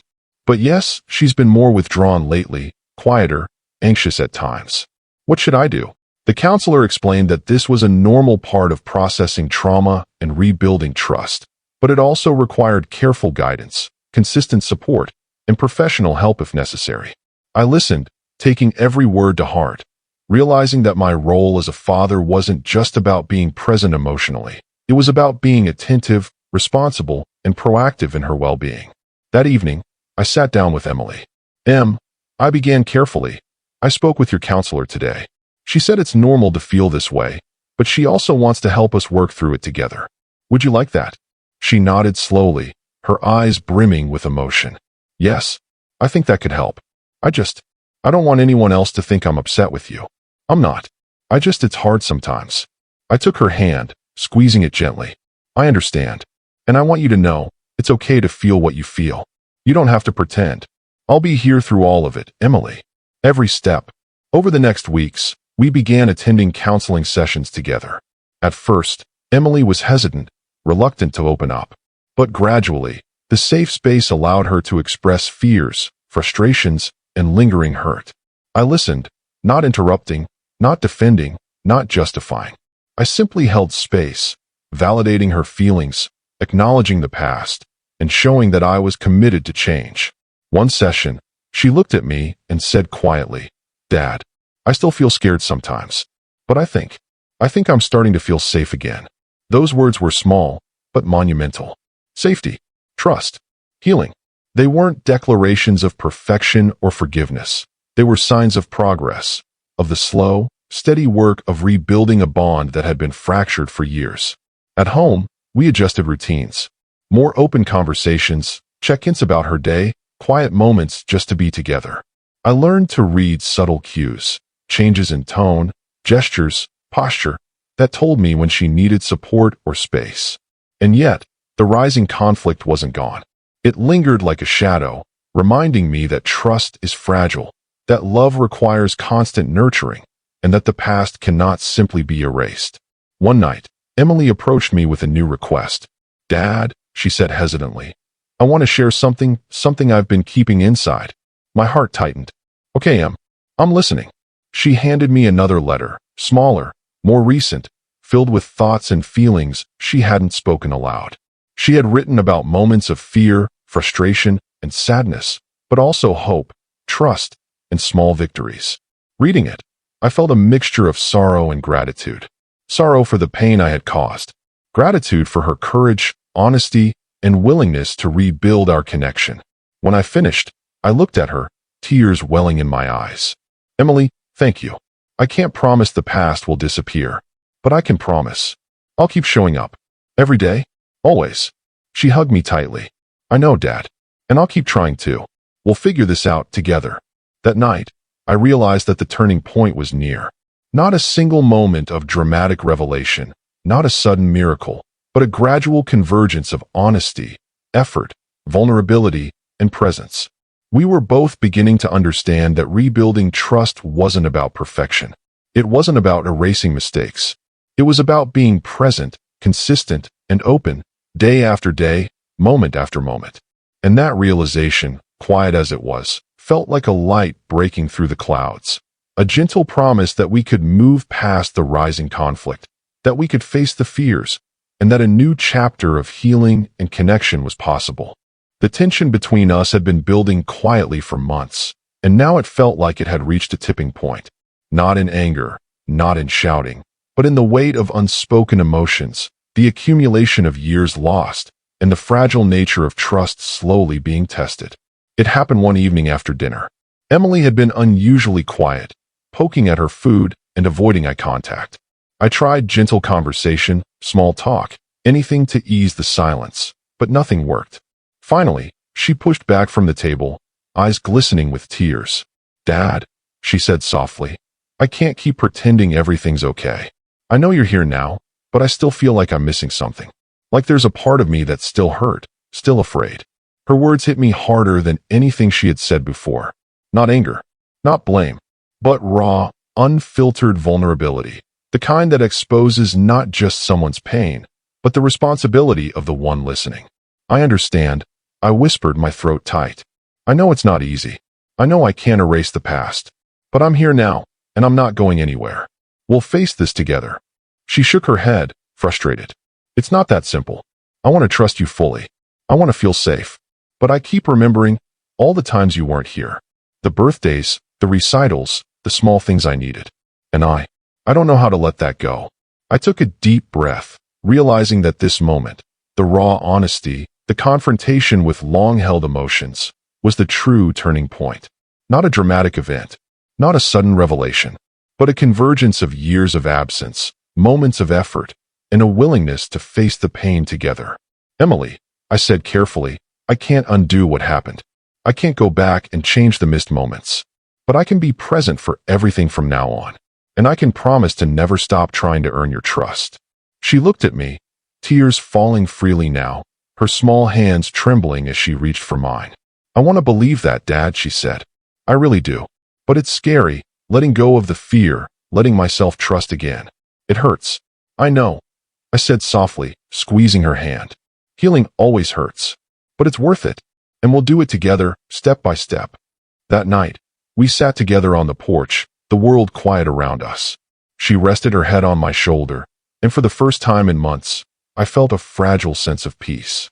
The conflict hadn't disappeared. The fear, the pain, the mistrust, it was still there. But we were facing it, together. In the weeks that followed, I noticed subtle but meaningful changes. Emily began to open up more, sharing small thoughts and feelings without prompting. She laughed more freely, even in moments of disagreement. And when tension arose, we could address it honestly, without letting it fester into distance or resentment. Counseling sessions became a safe space for both of us, a place to express fears, to validate emotions, and to learn ways to communicate effectively. Emily began to understand that trust could be rebuilt, not magically, but through consistent effort and emotional honesty. One afternoon, she handed me another small notebook. Inside were reflections, small confessions, and even sketches of moments that mattered to her, the times I had been present, the moments we had laughed, the days we had spent together without rushing. Reading it, I felt the weight of my past failures, but also the hope of what was possible. She wasn't perfect, I wasn't perfect, but together we were learning how to navigate the complex terrain of rebuilding a relationship fractured by absence. That night, I sat alone, thinking about the journey we had taken, from the years of absence, to small steps of reconnection, to the rising conflict that forced both of us to confront the pain we carried. I realized that the turning point wasn't a single dramatic moment. It was this, the willingness to face the hardest truths, to sit with discomfort, to acknowledge hurt, and to commit to healing together.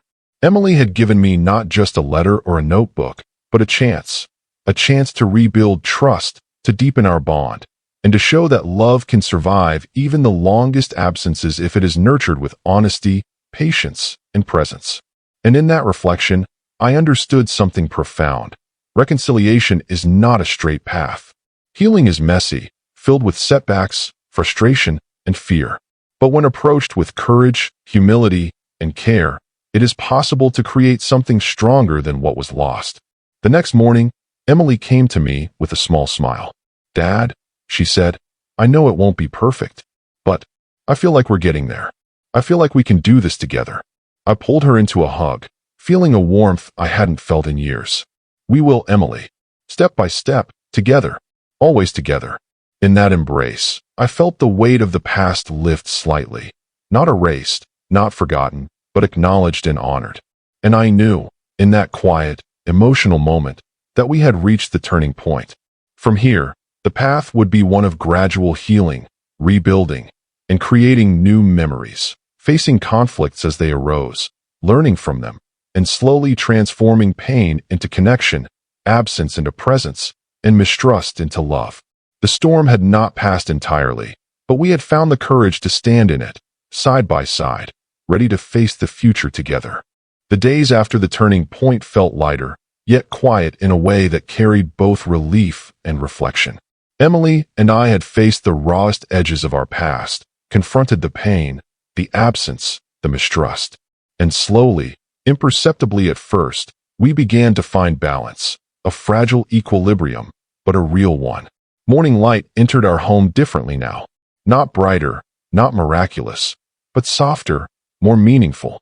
There was an unspoken understanding between us, that healing wasn't instantaneous, that trust could be rebuilt, but only with time, patience, and consistent effort. Our routines changed, but subtly. Breakfasts together became more intentional, no rushed bites or distracted glances at screens. We lingered, talked, laughed, and sometimes just sat in silence, comfortable in each other's presence. One morning, I found Emily arranging a small bouquet of flowers on the kitchen table. "For you, Dad," she said softly, smiling shyly. I took them, holding them gently, my chest tight with emotion. "Thank you, Emily. That's beautiful." Her eyes brightened at my acknowledgement, and I realized that the smallest gestures, flowers, notes, quiet smiles, had begun to weave trust back into the fabric of our relationship. They weren't grand or dramatic, but they were real, and real mattered more than perfection. We also began reclaiming memories we hadn't shared before. Saturday afternoons became for old-fashioned storytelling. Her mother's childhood, my mistakes and triumphs, family moments long forgotten. Emily listened intently, laughing at some stories, sighing at others. And I realized that in sharing these moments, we were not just passing time. We were building a foundation, brick by brick, for a future we could shape together. One afternoon, we ventured into the park near our home. The winter air had begun to thaw into spring, and the grass was damp with new life. Emily ran ahead, then paused, looking back at me. "Dad," she called, "come on. Don't be slow." I jogged after her, my heart light for the first time in years. We laughed, truly laughed, not just polite chuckles, but deep, resonant laughter that seemed to chase away the ghosts of absence. And yet, even in this joy, I knew healing was ongoing. There were moments when Emily would retreat into herself, moments when her fear would return, reminders that trust is delicate and must be handled with care. I learned to meet those moments not with frustration or guilt, but with patience and empathy. One evening, as we prepared dinner together, she spoke quietly. "Dad, I was scared for a long time. Scared you'd leave, scared I'd lose you again." I nodded, kneading dough with one hand and listening with the other. "I know, Emily, and I'm so sorry for the pain I caused. I can't change the past, but I can be here for every day ahead. And I promise I won't leave." She smiled faintly, a mix of relief and lingering caution. "I believe you, and I'm learning to trust again." Slowly, our relationship evolved in these small, deliberate ways. We began to celebrate victories, no matter how minor. A good grade on a test, a completed project, a shared laugh. Each moment became a thread in the tapestry of our renewed connection. Counseling helped, too. Sessions weren't about correcting behavior or fixing problems. They were about communication, understanding, and validation. Emily learned to express herself openly without fear, and I learned to listen without judgment, to respond with compassion rather than defensiveness. One session stands out vividly. Emily looked at me, her eyes filled with honesty. "Dad," she said, "I don't hate the past. I don't want to forget it, either. But I want to move forward. I want us to have a life together that feels safe and real. Can we do that?" I nodded, my voice steady but thick with emotion. "Yes, Emily. We can, and we will, together." Over time, I began to see changes not just in Emily, but in myself. I stopped measuring my presence in grand gestures or words alone. I understood that consistency mattered more, showing up every day, offering support, listening, acknowledging mistakes, and celebrating small victories. We began creating our own rituals. Sunday mornings became pancake breakfasts with extra syrup and laughter. Friday nights were movie nights, complete with blankets and shared snacks. We even started a small garden in the backyard, planting flowers and vegetables, nurturing life together in a way that mirrored our slowly growing relationship. There were challenges, of course. Some days were harder than others. Some evenings, Emily would retreat to her room, frustrated by homework or lingering fear. Some nights, I would lie awake, thinking of the years lost, the moments I couldn't reclaim, the trust one still needed to earn. But these challenges no longer felt like insurmountable walls. They were hurdles we faced together, opportunities to strengthen our bond, to learn patience, and to deepen our empathy. One rainy afternoon, we sat by the window, watching raindrops race each other down the glass. Emily rested her head on my shoulder. "Dad," she whispered, "I feel safe. Really safe. And I've never felt that before." I kissed her hair gently. "I'm so glad, Emily. That's all I've ever wanted. For you to feel safe, loved, and understood." It was in moments like these that I understood the true meaning of forgiveness. Not a magical erasure of past mistakes, but a conscious choice to let go of resentment, to acknowledge pain, and to embrace love with a willingness to rebuild. I also began reconnecting with her mother, not as a couple, but as co-parents committed to Emily's well-being. We discussed her needs, her emotional growth, and her successes. The conversations were calm, measured, and respectful, focused on collaboration rather than blame. Emily thrived in this environment. She grew confident, expressive, and resilient. I saw her willingness to trust, to communicate, and to embrace life with hope, a hope I had almost believed lost. One evening, she handed me another letter, this one small, filled with words of gratitude, reflection, and love. She thanked me for showing up, for listening, for never giving up.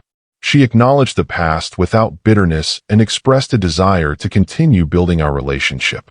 I read it slowly, feeling the weight of years past and the warmth of the present. Tears streamed down my face, but they weren't tears of sorrow. They were tears of relief, joy, and quiet pride.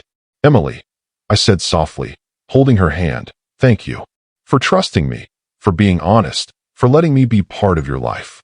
I promise, I will always be here. Every day, always." She smiled, a gentle, radiant smile. "I know, Dad, and I'm grateful, more than you can imagine." Over time, I realized that resolution didn't mean perfection. There would always be moments of fear, doubt, or disagreement. But resolution meant presence, commitment, honesty, and love.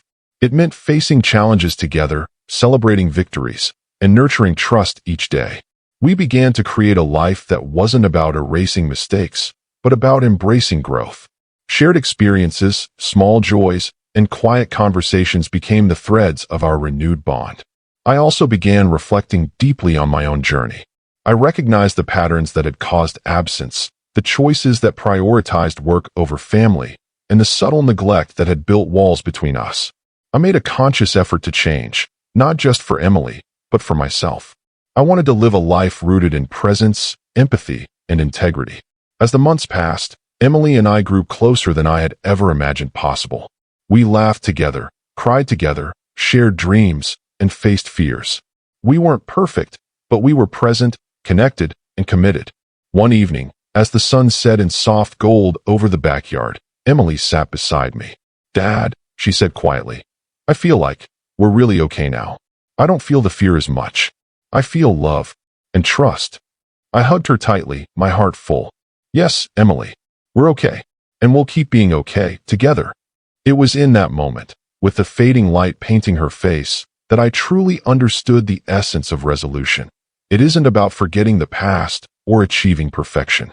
It's about presence, effort, forgiveness, and the courage to keep building love, moment by moment, day by day.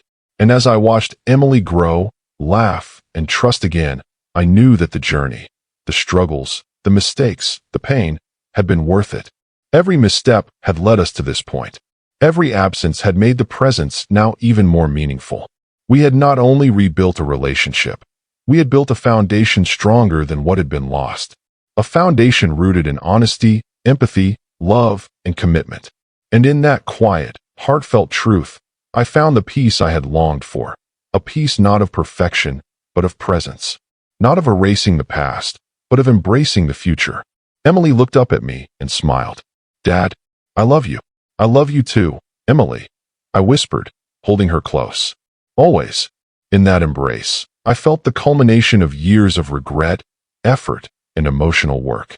The resolution was complete, not because the past was forgotten, but because love had endured, trust had been nurtured, and we had chosen to walk forward together. Time began to feel different after the resolution with Emily. Not because life became perfect, but because I had learned something fundamental. Presence matters more than perfection. Love matters more than pride. Trust can be rebuilt, slowly and patiently, if you show up consistently, humbly, and with honesty. I often sit in the living room now, the house quiet except for the occasional creak of the floorboards or the hum of the refrigerator. Sometimes I watch Emily in the other room, laughing or reading or drawing in her sketchbook, and I marvel at how far we've come. I think about the years I lost, the birthdays missed, the conversations never had, the moments of connection that could have been, but I also see the value of the work we've done to rebuild what was broken. That work is ongoing, but it has created something real, something lasting. One evening, I found myself in the kitchen, quietly reflecting while washing the dishes. Emily wandered in, carrying a mug of cocoa.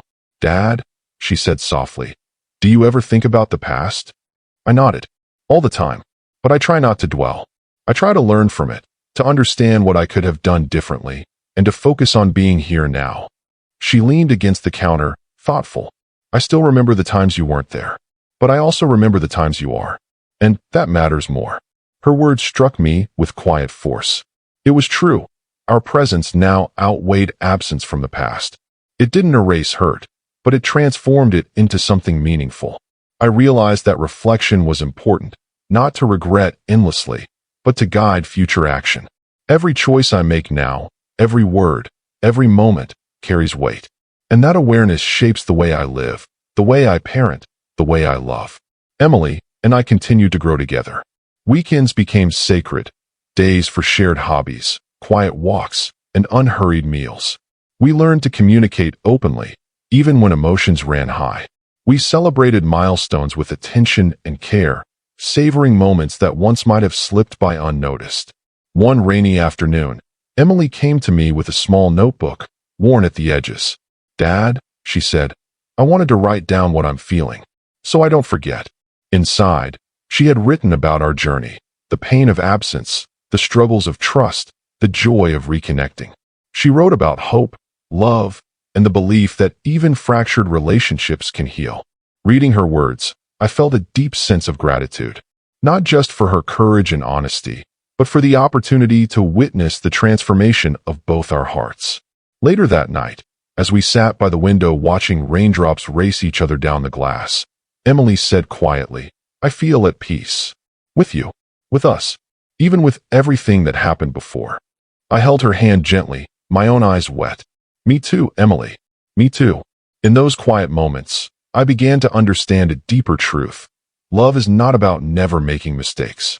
Trust is not about never being absent. Healing is not about erasing pain. It's about showing up, consistently and humbly, and being willing to face emotions honestly and openly. I thought about my own father, about the patterns we inherit and the lessons we must consciously choose to change. I realized that the journey with Emily was more than just about repairing a relationship. It was about becoming the man I always wanted to be. The process of reflection also taught me about forgiveness, not just her forgiving me, but forgiving myself. The weight of past mistakes can be crushing if carried indefinitely.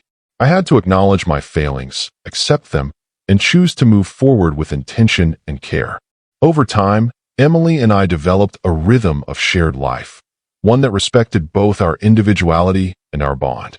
We laughed, cried, argued, and celebrated together. And in all of these moments, the lessons of patience, humility, and presence became more vivid and ingrained. One afternoon, Emily asked, "Dad, what's the most important thing you've learned from all of this?" I paused, considering. That love is active, not passive. That trust takes time and effort. That being present matters more than words, more than grand gestures, more than anything else. And that forgiveness, both giving and receiving, is the bridge that allows healing to happen. She nodded slowly, her eyes thoughtful. "I think I understand. I'm learning that too." Our conversations became deeper over time. We discussed emotions, fears, dreams, and the importance of facing challenges together. Emily expressed her hopes for the future, and I shared mine, acknowledging the mistakes of the past while committing fully to the present and the days ahead. There were still small moments of tension, of miscommunication, but they no longer felt threatening.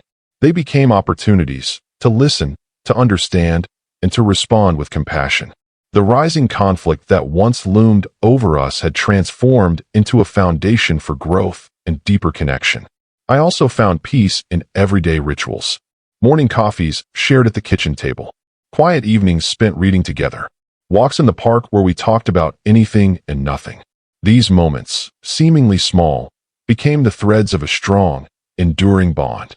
I often reflect on the letter Emily gave me and the notebooks she filled with her thoughts.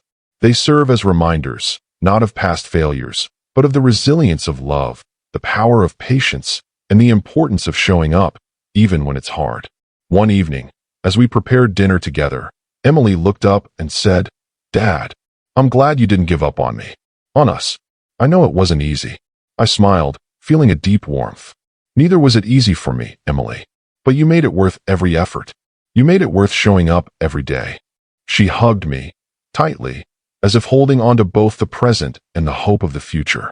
In that embrace, I felt a quiet, profound sense of closure, not because everything was perfect, but because we had chosen love over regret, connection over absence, and presence over distance. I often think about what I would tell my younger self, the man who prioritized work over family, the man who didn't understand the cost of absence. I would tell him to cherish the moments, to listen, to be present. But I also realized that the journey itself, the mistakes, the regrets, the challenges, led me here. To Emily. To healing. To love that had been tested, strained, and ultimately strengthened. Sometimes, I sit alone at night, reflecting on our journey, the rising conflict, the turning points, and the resolution. I am filled with a sense of humility, gratitude, and awe. Life is messy. Relationships are fragile. Trust can be broken in an instant and rebuilt over years. But it can be done, and it has been done for us. Emily has grown into a confident, expressive, and thoughtful young person. And I have grown into a more patient, attentive, and emotionally present father. Together, we continue to navigate life's challenges with honesty, empathy, and love. I've learned that sometimes, the most meaningful moments are quiet and simple. A shared cup of coffee, a smile exchanged across the room, a conversation held late at night, a hug offered without words. These moments, accumulated over time, create the strongest bonds. And as I look toward the future, I know that life will continue to bring challenges. There will be moments of frustration, fear, or miscommunication. But I am confident now, more than ever, that the foundation we've built, rooted in presence, honesty, patience, and love, will carry us through. Emily and I have learned that forgiveness doesn't erase pain, it transforms it. That trust, once broken, can be nurtured back into life. That love, even after absence and hurt, can grow stronger, deeper, and more resilient than we ever imagined. I often find myself whispering a quiet promise to her, and to myself. I will be here, always, through everything, no matter what. And in those words, I find peace. Not perfection, not a life without struggle, but a life filled with presence, connection, and hope. Because in the end, that is what truly matters, showing up, loving fully, and never giving up on the people who matter most. I glance over at Emily, reading in the living room, a soft smile on her face. And I know, without a doubt, that we are okay. More than okay, we are alive in our love, aware of the past, present in the moment, and ready for whatever the future holds. We have survived absence, repaired trust, and chosen love. And that, more than anything, is worth everything.